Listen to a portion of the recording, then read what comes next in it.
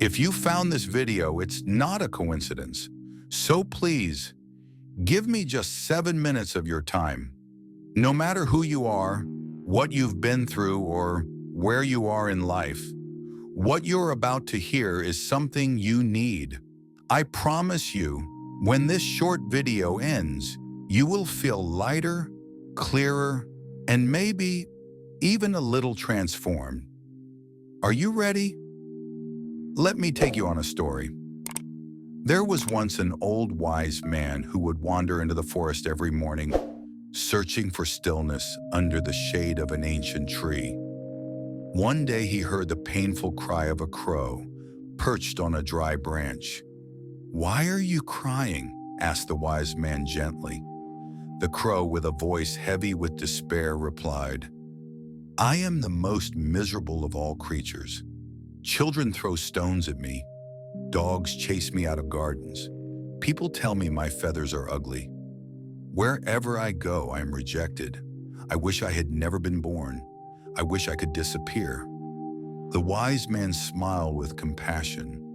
After a moment of silence, he said, "You cannot control what others think or how they treat you. If you expect the world to bend to your wishes and reality doesn't, that's when suffering begins. Maybe your sadness comes not from life itself, but from comparing it to what you think it should be. But still, I want to help you. Tell me, if you could be reborn as anything, what would you choose?" Without hesitation, the crow answered, "A swan. Everyone loves the swan. Pure, white, graceful, beautiful." "Then go," said the wise man. "But before you decide, speak to a swan first." So the crow flew away, searching until he found a swan gliding across a shimmering lake. "You are so pure, so elegant," the crow said with longing. "Surely you must be the happiest of all birds." But the swan lowered its long neck and whispered, "Happy? Number. The world is filled with colors, yet I am only white. Day after day, I blend into the clouds. No one notices me. I wish I could be like the parrot, so vibrant, so alive with color. He must know real happiness." So the crow searched again, and soon found a parrot perched on a branch heavy with flowers. "You are so bright, so colorful, so full of life," the crow said. "You must be the happiest of all birds." But the parrot sighed and shook its rainbow feathers. "These colors are my curse. Because of them, people trap us in cages. Even here in the forest, I live in fear of hunters. True happiness must belong to the peacock, not me." Hope sparked in the crow's chest, and he flew for miles until he reached a grand temple garden. There, surrounded by flowers and admirers, was the peacock. People came from everywhere just to watch it dance. "Finally," thought the crow, "I found the happiest bird." When the visitors left, the crow approached quietly.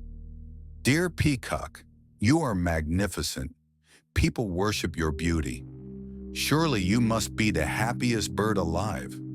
But the peacock only rattled his golden chains and whispered with sorrow, "Once I thought I was happy, but my beauty is my prison. People pluck my feathers, force me to dance. They call it admiration, but it's really captivity. Do you know what I dream of? Not applause, not worship. I dream of flying. I dream of choosing my own path. I dream of freedom. And when I see you, crow, soaring across the endless sky, my heart breaks with envy, because you are free and I am not." The crow was stunned. He couldn't speak. Suddenly, everything became clear.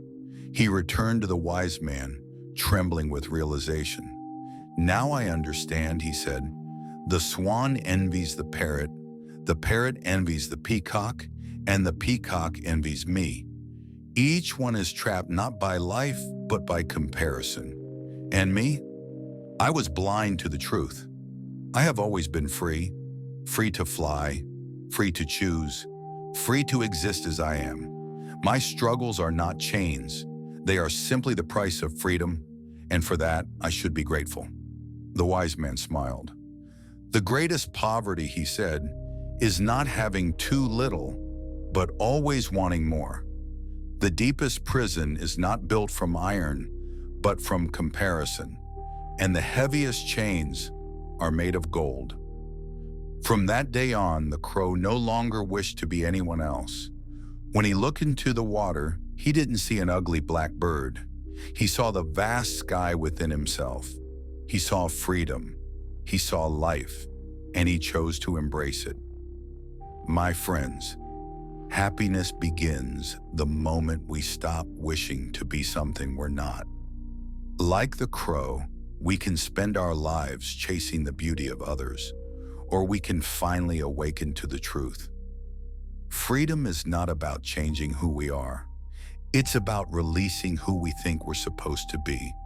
So let us choose freedom. Let us choose stillness. Let us choose to be who we already are. Thank you for walking with me through this story.